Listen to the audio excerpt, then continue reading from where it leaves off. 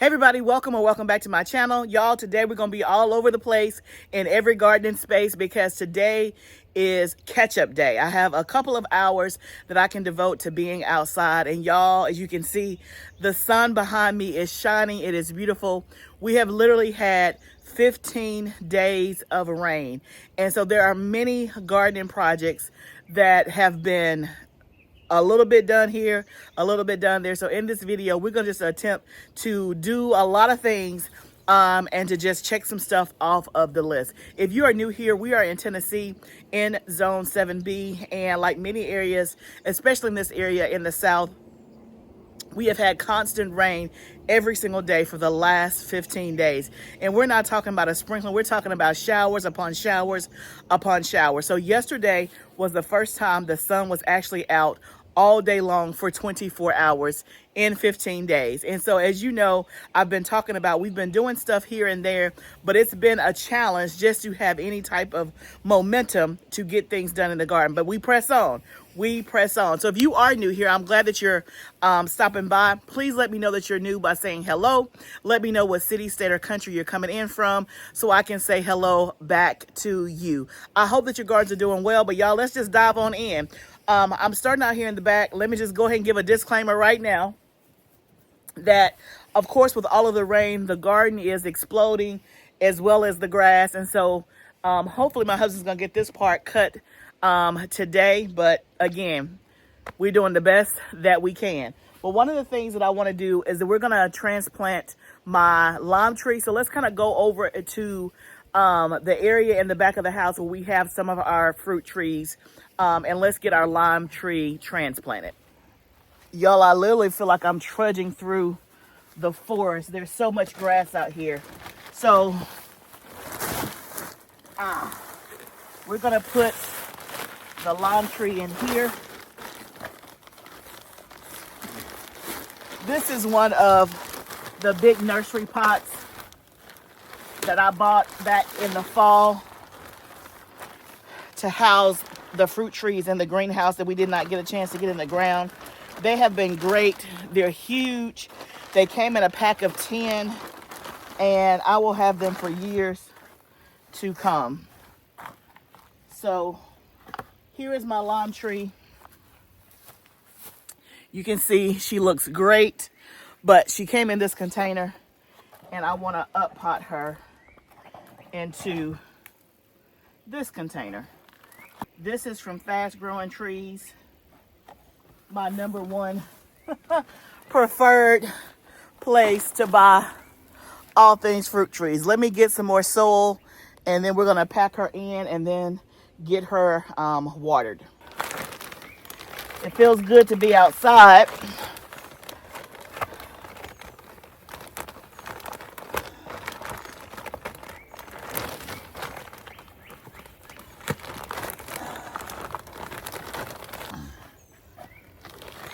This will allow her more space to grow.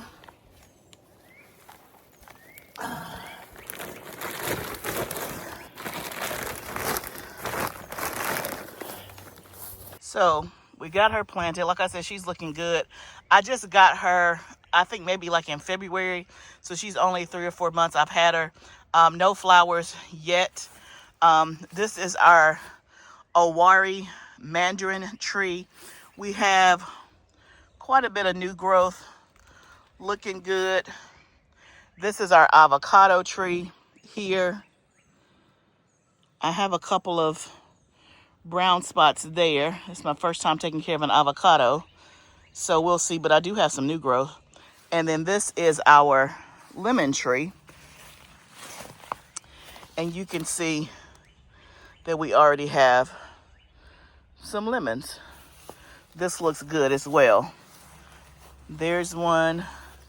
There's one. They're getting up some size, which is good. A lot of new growth. These are the Vago Garden self-watering planters that these two are in. Eventually, I will move that lime tree into one of these, but we'll do that when more funds open up. For now, it'll be fine in here. But I like these because in the wintertime, these will come into my house in the sunroom, and so that gives it a nice aesthetic look, and all of that. So this needs some water, so we're going to water all 4 of these, and then we'll see if there's anything else that needs to be done out here. Okay, guys, I had another box show up from Fast Growing Trees, which should be my fig tree. So I thought we could unbox it together. So let me see if I can get you. You saw one of my last videos. You saw that we planted more fruit trees in the orchard. We planted 2 elderberries and we planted a fig tree. And then this is my second fig tree. The first fig tree we got from a friend. So I'm not sure of the variety of that one, but this one is called a Violet Bordeaux, and I am excited. I will pop a picture up here of what she looks like. Let's see. She looks great. I've said before many times that Fast Growing Trees is by far my favorite place to buy fruit trees. Everything I've gotten from them, and I've ordered, I probably have at least, out of my, let's say, I think I got almost 30 fruit trees, bushes of some sort. More than half are from Fast Growing Trees. Look at that. Look how good she looks. And this actually has been in the package for 24 hours. And I'm just not opening it. The soil is moist. She looks great.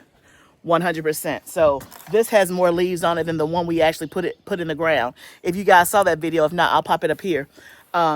I talked about that fig tree, how I had it in a pot the same size, and I had it in my sunroom all winter long, and then I brought it outside about a month ago, and it had 3 leaves that would form, and then they would shrivel up and die, and then it would regrow those same 3 leaves. That's all it did. Now somehow, and maybe this was in the ground, I don't know, but somehow this has way more leaves than that one, and it looks absolutely amazing. I had somebody comment on one of my videos that Fast Growing Trees is expensive, and certainly when, depending on what you're looking for when you go out there, it could definitely be more than some of the other online places. And one thing I will say, well, 2 things I'll say about Fast Growing Trees. One, they always got a sale, and if you're interested, I have a discount code that you can get 20% off of your order. The discount is FGT LFF 20, and so that's an extra 20% off.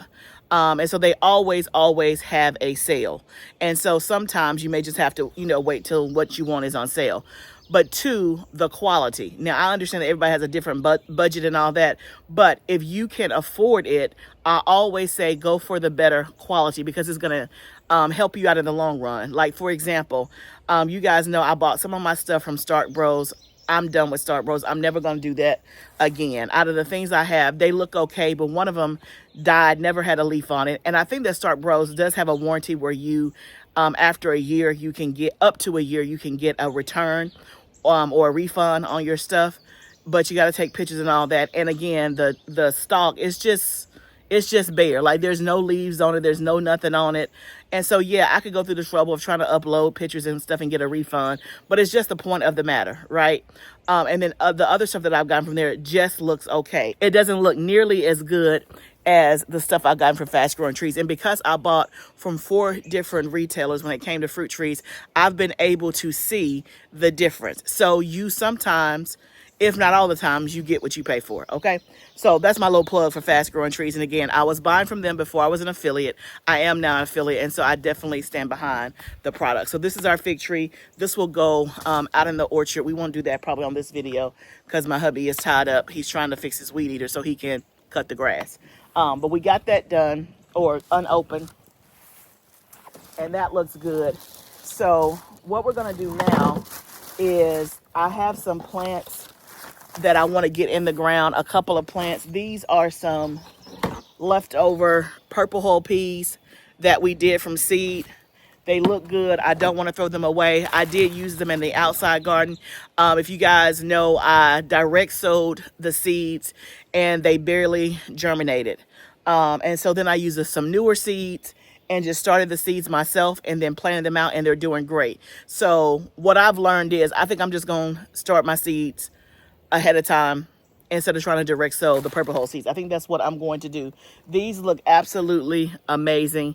They need, of course, they're a little lighter green instead of dark green, which means it just needs some nitrogen, and they need to be in a bigger space because they're in a six cell, and these are probably 5 weeks old at this point. So I have some space on the other side of my trellis out here, which I've never done purple hull peas in my backyard, but hey, we have them left over. I don't have another place with a trellis, so let's try it. Grabbing some gloves. These are the Arm Saver gloves. We are selling these on our site. If you have not seen them, I absolutely love them. We have them in small, medium, and large. This is a large. If you're trying to gauge sizes, my arms are pretty big, so oh, I got this on backwards. Wrong side. I love them because it protects your arms and stuff from bugs, insects. You know, I also use my insect spray, but between these two things, great combination. Between my insect spray and my Arm Saver gloves, absolutely love them. Great quality, washable. They have a little tag where you can tighten them, which is nice. It has like the suede on the front. Pretty design. Now, we don't have this design in stock. We have the other designs that you've seen me wear. I have a navy blue design, then I have almost like a fun print design. You'll see when you go to the website at livingfoodsfarm.com. But yeah, these are great. So let's go and get our purple hull peas in the trellis, on the trellis.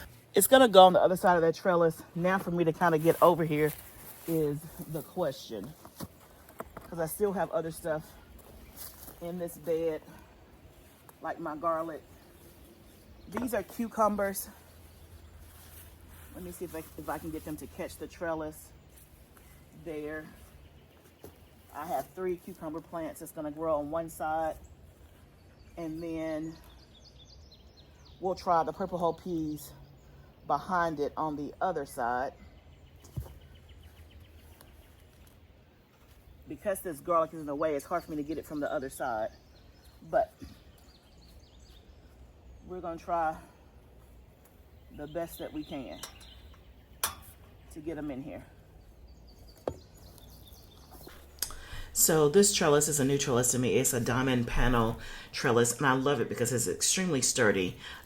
We've had an issue with getting it to be secure in the raised bed, just because the soil in the raised bed is pretty soft, or not compact. It's not as hard as it would be if you put the trellis in the ground. So you see my husband has like a piece of cinder block over there to try to help secure it. That's not the permanent solution.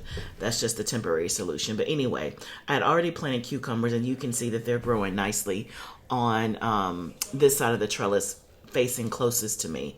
But I am putting the purple hull peas on the opposite side of the trellis. I had these purple hull peas left over, and I don't have enough space to put them in the outside garden, and they were just too good to throw away. So I'm just going to see if I can make it work, and we'll see what happens. I think the most I'll be able to get is only 3 or 4 plants on the other side, just because the trellis is tall. It's like 6 feet tall, but it's not very wide. If I had to guess, it's probably 2 feet wide. So there's not a lot of plants that you can fit there. So if it's 2 feet wide, that means I can really only do 4 plants every 6 inches, which is probably what I'm going to end up doing. Now, it was hard for me to get all the way behind, and as I'm going through this, I'm thinking 2 things. One, my garlic is in the way, and I decide, you know what? My garlic looks like it's ready. I think I'm going to harvest my garlic. So I kind of changed course throughout the rest of this video and focus on harvesting my garlic. The second thing that I thought about is I put this trellis here in the spring when we were setting it up, and I put it here, one, because I wanted it kind of in the middle of the raised bed, but it's not really in the middle. It's more on the side closest to me. And I realized that as I'm on it, that this is not really halfway, which is why this is kind of difficult for me to kind of reach behind to get on the other side to plant the purple hull peas, plus the garlic is in the way. And I realized the reason why we didn't put it directly halfway is because the garlic was there. So I already got the cucumbers planted, and they're kind of established, so we're going to keep it as is, put the purple hull peas on the opposite side, and we'll see what happens. And then after this summer season, I will probably move the trellis into another place, either halfway in the bed so that it's directly in the center, or I've thought about just moving it to the edge of the bed. Okay, guys, so next on the list, which it's been on the long list, it was not necessarily on my list to do today, but I've changed focus, and that's what we're going to do. We're actually about to harvest our garlic. That is right. I was looking at the garlic as I was over there planting the purple whole peas. It was hard to get to because the garlic was there, and I was only able to plant 3 purple whole peas, and so I had 3 cucumbers on one side of the trellis and then 1 cucumber on the other side. I took that one that was on the opposite side and moved it over, so I have 4 cucumbers on one side. Hopefully it'll survive me moving it over, because it is in the middle of the day, but it's okay if it doesn't. And then I put 3 purple whole peas on the opposite side. That trellis, it is very nice and functional, but it's not very wide. It's 6 feet tall, and I don't know how many feet wide, so you can't get a ton of stuff in that space, but that's okay. That's what we're working with.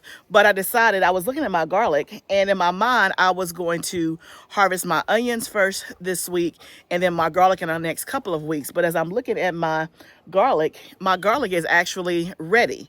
My onions have not turned brown yet, and I've been delaying harvesting both of those because we've had so much rain. And you don't want to really harvest when there is a ton of rain or when the soil is moist.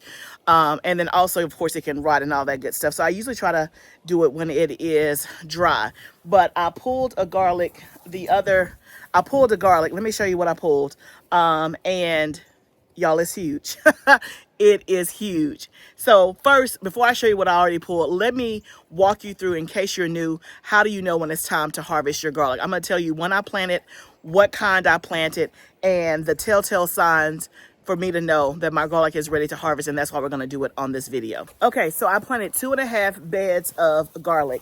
And my garlic I planted on October the 22nd, 2025. So it's been in the ground for 6.5 months. Garlic usually takes between 6 and 7 months. Also, I harvested my scapes about 3 weeks ago, and that's another sign of when to harvest your garlic if you're growing a hardneck variety. This variety is hardneck. And so that's when you get the garlic scapes. If you grow a soft neck variety, you don't get garlic scapes. But for me, I grew hard neck variety. I harvested my scapes about 3 weeks ago. And typically 2 to 3 weeks after your scapes appear is when your garlic is ready. So that is one sign that the garlic is ready. Let me also show you another sign. So if you look at my garlic here, let me turn the camera around. You can see some of the lower leaves have turned brown. Right? You can see that here it's brown, and it's like that all the way around when you look kind of through the bed. It's kind of hard to see from this angle, but I have the lower leaves turning brown. And so once you get, I would say 3 or 4 lower leaves turning brown, it is time to harvest your garlic. You do not want to wait until all the leaves turn brown. You want to harvest it when you still have green and stuff on the leaves. So don't wait too long, because then your garlic may rot, okay? So that's the second sign. The other sign is if you were to leave a scape, and I left this one by accident. I didn't mean to leave a scape, but if you happen to leave a scape, another sign that your garlic is ready to harvest is that the scape is going to start reaching towards the sky. So you can see the scape here. It may be hard to see because the sun is out so bright. Now, normal scapes, when they first appear, they are curly, and they're like down like that, and they're curly. When it starts to reach up towards the sky, that means that your garlic is ready to be harvested. So 3 signs. 1, if you're growing hardneck, 2 to 3 weeks after your scapes appear, that's one indicator. The second indicator is that your lower leaves are turning brown. That's indicator number 2. And then number 3, if you left a garlic scape on, then it's pointing towards the sky instead of being it curled under. That is number 3. And then number 4, just look and see when you planted it. I always take notes about when I plant stuff. And so I planted this October the 22nd. We're now into the first week of June, so it's time to harvest, and that's exactly what we're going to do. So let me get my gloves, and then because I got some sticky briar weeds in some of these patches, and I'm gonna get something to kind of loosen the soil a little bit, and we'll harvest our garlic and see how it's looking. Now, I told you I did a test and pulled the garlic. Look at that. I want you to see how big that is. That is like the size of my hand. So this variety is Georgian Crystal. I only did one variety this year. That's something that I have never ever done before, is that I only did one variety. In years past when I've grown garlic, I have done like 3 or 4 different varieties. This one has been consistent. I like big bulbs of garlic because it's easier to peel. And I tried elephant garlic one year and it was okay, but the elephant garlic is actually in the onion family, and so it has a much more mild flavor than garlic. And so it was okay, but it wasn't my favorite in terms of flavor. And so this has a great garlic flavor, but I like that it grows big for me all the time, for the most part, and it's easier to peel. When you have a lot of garlic to peel, the easier the better. When you grow the small bulbs, getting those individual papers off the cloves, it is a challenge and it's just very tedious. And I don't like it. So this year I tried something new and I only grew one kind, the one that I know that I liked the best, which is Georgian Crystal. So that is the first representation, and hopefully all of them will look very similar, if not bigger. So let's get our gloves on, let's get a tool, and let's get to harvesting. So I got a couple of these like sticky briar things that I want to get out so that I don't get stuck. I hate these things. I don't know what kind of weed it is, but man. Okay, so I'm gonna loosen a little bit around where the garlic is without damaging the garlic, and then I just rock it back and forth just a little bit. But I try to loosen. Y'all, this is so big. Oh my goodness, y'all. I gotta take this off the tripod so you can see this. Y'all, look at that. That is so huge. So huge. Let's see if we can get it up.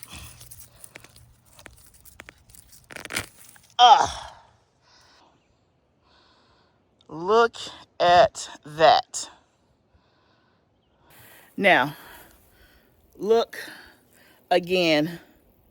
Very similar in size. It's like the inside of my hand. I don't know if you can tell the soil, but the soil is still moist, which is fine. Not ideal. You want it to be dry, but I'm gonna actually let this hang out outside for just about 24 hours to let the sun drop some of the soil. And then what I'm gonna do is I'll just take the extra debris off. So in terms of how to cure garlic, I'll tell you about that and finish up that part once we get all the garlic pulled. So for now, I'm just gonna speed through this first bed and let's see how much we get.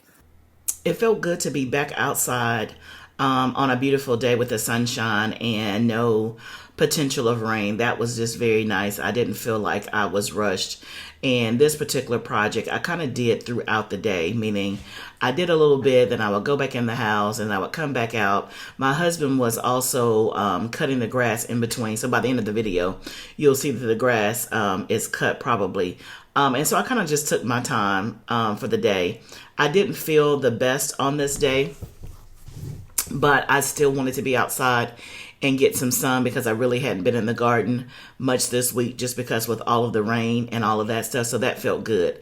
And so I start to harvest this first bed, and out of all 3 beds that I end up harvesting, the second bed absolutely was the easiest. It was, the soil was so loose, like they literally just popped up out of my hand.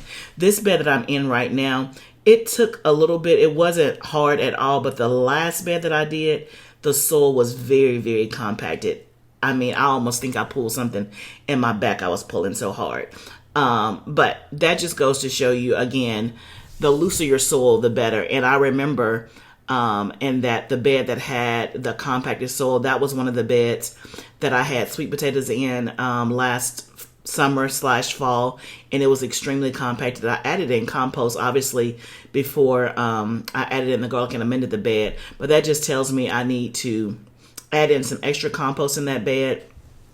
And maybe I'll look up some other stuff. If you have any ideas or suggestions on what to do when you have some compacted soil like that besides adding compost, let me know.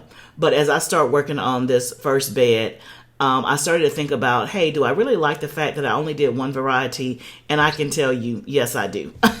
Yes, I do, which is, to me, is not really my personality, because I like to try different things and I like to have all the different options. But when it comes to garlic, I really am liking that I only planted the one variety because everything I pull out is very consistent. I do have some small ones, and that's mostly where I may have crowded some bulbs in. But for the most part, you will see at the end of this video, and also you'll be able to see how many we harvest at the end of the video. You'll see that on average, they're all about the same size, which is the size of my hand. And so when it comes to peeling garlic, it's going to be much easier to peel these than it is to peel some of the smaller ones that I've grown in the past. Now, don't get me wrong. Some of the other ones I've grown have another type of flavor profile. And so if you're looking for a specific flavor profile, something that's, really, really garlicky or hot, as they would say, or just a different dimension, then you may need to grow another one. For me, I like the flavor of this, and I'm not so much into having different profiles at the expense of me spending a lot of time when it comes time to peeling the garlic. That was my number one thing, is that those little ones were just tedious. The first bed is done. Look at all of this garlic just from the first bed. It looks so good to me. They're all pretty much the same size, very consistent. As you can see, really big bulbs, which I love, and I couldn't be more pleased. I'm just very, very happy with the choices I made to just grow all one time. And so about an hour or so later, and again, I was taking my time and going back and forth, all the beds are done. I stacked all 3 beds into 2 of the beds. So you can see that's the first bed that we did that I showed you previously. And then this is the second bed that is the result of this bed plus the one that was beside it. And again, 100% consistent. I have them all laid out. So now let's talk about what do you do once you peel the garlic. And you can see that that bed is empty. It's just our trellis now with those few plants. So, but let's talk about what do you do now that you've harvested. Okay, guys, we got it all done. My back is hurting because that last bed, the soil was way more compacted than the other 2 beds. So remember, I had 2.5 beds. Y'all, we harvested 105 bulbs of garlic. 105 in 2.5 beds. My beds are 4 by 8, and I have to go back and see how many pounds of garlic that was, but it was all one kind, Georgian crystal. And so let's talk about what do you do once you pull your garlic? How do you cure it? What's the purpose of curing it, and all of that, so that you have a complete picture. Now, I always say that garlic is one of the easiest things to grow. You just got to have the space that you can dedicate for about 7 months. So you can't use a space that you're like, oh my goodness, I'm going to need that at the beginning of the summer, or I'm going to need that for the fall, or winter, or spring, I should say. And so as long as you have the space and the time, garlic is by far the easiest crop to grow because you can just really just set it and forget it. But the reward is great. So all of I would say on average, they're all about this size, which you guys can see I've showed you. They're like the size of the inside of my hand. So they're very, very big, which I love. I think I like just growing this one kind. Yeah, I think I'm gonna like it like this. I think I'm gonna like it like this. But basically, once you pull the garlic, now if I wanted to use the garlic right now, can I use it? Absolutely, I can use it right now.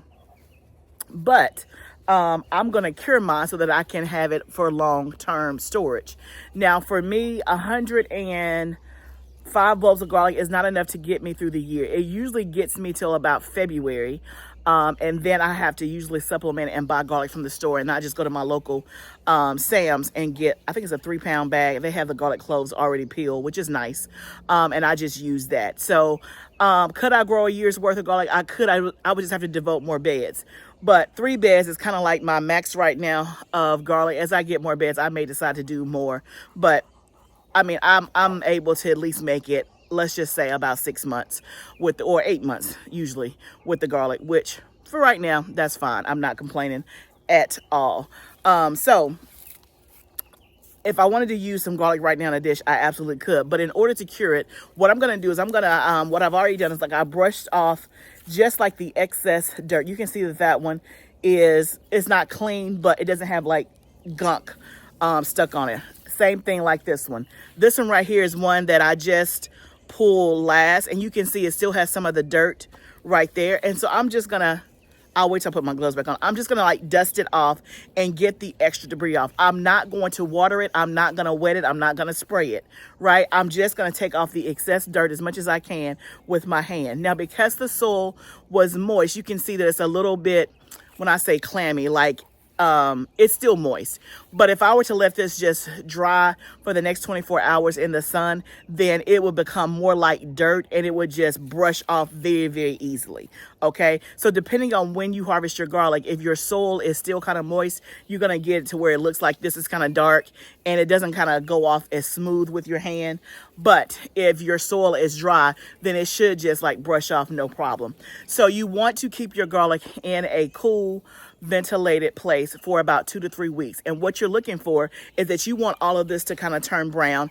And right now, the wrapper that's on here is very thin and very, well, it's moist because it came out of the soil, but it's very thin. It's not going to store well like that. And so if I were to cut this garlic right now, you know, right here, and just try to keep this bulb and put it right now in my root cellar, it's not going to do its job. You want to keep it attached to the stem, and you want all of this to dry out, and it's going to be like dry and papery.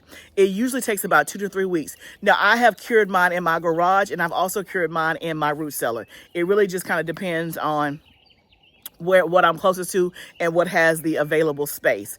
But either one is fine. In my root cellar, the highest of the temperature is going to be like 70 degrees in the middle of the summer. And in my garage, it's probably going to be a little bit warmer than that. But I've done both successfully. Like I said, you want to just lay them out in a single layer like so, and then just let them rest. That's all you want to do. And you will know when they're ready, when you go up to it, and like all of this green part is fresh. Like it is fresh, but it will turn brown and papery and crinkly, and the wrapper part will be not more secure. It won't be as slick. It'll be dry. I mean, you'll be able to tell that it's dry. But in case you've never done it before, I just want to kind of give you what to look for. It's the same process that you use to cure onions, which when we harvest our onions, I will go over that as well. So for me, I'm going to cure my garlic, and that way I'll be able to store it. Once I cure it for about 2 to 3 weeks, I will cut the stem off, and I usually keep maybe this much of a stem where my thumb is, and then that's how I store it, and I store it in my root cellar. If for some reason it starts to go bad before then, because usually around November, December, it's starting to look a little not great, I will take the rest of it if I want to, and either freeze dry it and make garlic powder, or I'll make my garlic pucks or things like that. But there's so many different things you can do with it. One year I made garlic confit, which was nice. I've made a garlic olive oil. There's so many different things. And like I said, it just tastes so good. Now, I was curious as to if I were to do the math, how much would I have saved by growing this myself? Okay, y'all, so I'm gonna have to nerd out for a minute because I was curious as to this math. So let's nerd out just a little bit about some garlic math. So I went and looked online about how much organic garlic would call for. And so I saw several different places. I saw Azure sells it. I saw Walmart. And so I picked Walmart because Walmart is universal. Most people, you are within some distance of a Walmart, right? And they're the low price leader, so they're the cheapest. Right now, I'm not going to say that I trust their quality, but for the purpose of this discussion or this math check, they have 3 bulbs of garlic that come in a bag for $2.68. Okay, so let's just round that up. Once you have tax and stuff, let's just say it's $3. Okay, just to make it smooth and even. Now, the thing about it is that I don't know about your Walmart, but whenever I've gotten garlic at Walmart, which has been very, very few times, I can't remember the last time I did, but the garlic bulbs size were not nearly as big as mine. Okay, so that's number one. Those garlic bulbs that you buy in any store, and even when I go to Sprouts, I don't know if you have a Sprouts close to you, or when I go to Publix, they are probably half the size of what I showed you. It does not fit in the whole diameter of my hand. So if I want to compare apples to apples, 3 of mine versus 3 of Walmart's is probably would be 6 of Walmart's. Does that make sense? Because mine is probably double the size. If we could agree to that, just say yes down in the comments, okay? So in essence, I would be buying 2 packages of Walmart's, okay? So that would be $2.68 plus $2.68, which is $5.46, if I did my math right. $2.68 to, yeah. Anyway, I think it's $5.46. So if you were just to round up And when I say round up, let's just say with tax. In our area, tax is like, what, 9%? And so on $5, that's 45 cents. So we were already at 5.45. So yeah, with 45 cents, that's like 5.90, between 5.90. So let's just say it's $6, okay? I'm doing this real quick, but just follow along with the math. So that would be the equivalent of $6, right? For three of my garlic. Yeah, it'll be three of my garlic to their six, because mine are twice their size. So that would be the equivalent of buying three of my garlic at $6 a piece, okay? No, $6 for three. So $2 a head of garlic. Let's just say that for easy math, okay? So hopefully you're tracking with me. Walmart's is $2.68 for three. Theirs is half the size of mine. So really, I would be getting 2 packages of Walmart's to equal the equivalent of mine, which is about $6. So if we just divide 6 by 3, that would be $2 a garlic clove or garlic bulb if you're using mine. Let's just say for my purposes, for my bulbs, it's $2 a bulb. I just grew 105 bulbs. So do the math. 105 times 2 is $210 worth of garlic. I did not pay nearly that much. I didn't even pay $100 for my garlic. So when people say, do you really save money by growing your own food? Absolutely, you do. Absolutely. Now, did I have to have soil and stuff like that? Now, it's in a raised bed. This raised bed has been used for the last 5 years, so it already has soil in it. So the most I did was I added compost and I added the pine mulch, right? But it wasn't $100. So let's just say I spent $75, but I just grew $210 worth of garlic. That is 3 times the rate, y'all. 3 times the rate. So I just say all that, and that was really for me. That wasn't really to convince y'all, because I'm figuring you probably already on the same page. But that was just for me to check my own math, because it took up beds for 7 months, which I have the space, so it's not a big deal. It took up space. Did I really save money? Yes, I did. And I have my own homegrown organic garlic, which is awesome. So y'all, we got a lot done today. We got a lot done. I'm going to get this cured, and then I'll let it rest for like 2 to 3 weeks, and then I will take the tops off, and then we'll put it where it's going to be in its final place, which is in the root cellar, and then I'll just bring in like 2 or 3 every week for use. It's just that simple. So I want to know in the comments if you've harvested your garlic yet, and tell me what is your favorite variety of garlic. Mine is the Georgian Crystal, and I got mine from Mad River Garlic Growers, and I've been using them for the last 4 years, and I've never had any issues whatsoever. So I hope that you guys enjoy seeing me harvest. Now, y'all, we still have onions to harvest, so that'll be hopefully next week. We'll be harvesting all of our onions. And we got way more than 100 onions. We got hundreds and hundreds of onions to harvest. And so that'll definitely be next week. But y'all, now that the garlic is harvested, guess what, y'all? We got 3 beds to fill. We have 3 beds to fill. So I talk about on this channel, if you're new here, we have 3 main growing spaces. This space behind my house is where my garden started. And as I was harvesting the garlic, just a warm feeling just came over me. I hate to say always, but I'm going to say always. I think this will always be my garden. No matter what happens, no matter what age I get, no matter if I'm mobile or if I need a chair or whatever, this will always be a part of my garden, because this is where my journey started. And so this space back here is so special to me. It's so special to me, because this is where I learned how to garden. This is where it all started, y'all.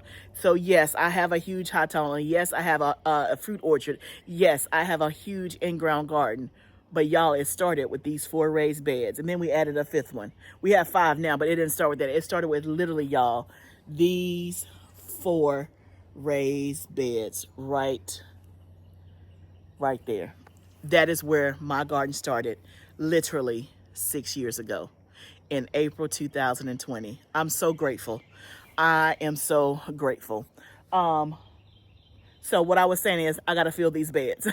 And so definitely, if you have not subscribed to my channel, go ahead and hit the subscribe button so that you can follow along on the journey and you see what we're going to put in these beds. Do we have a plan? Of course we got a plan.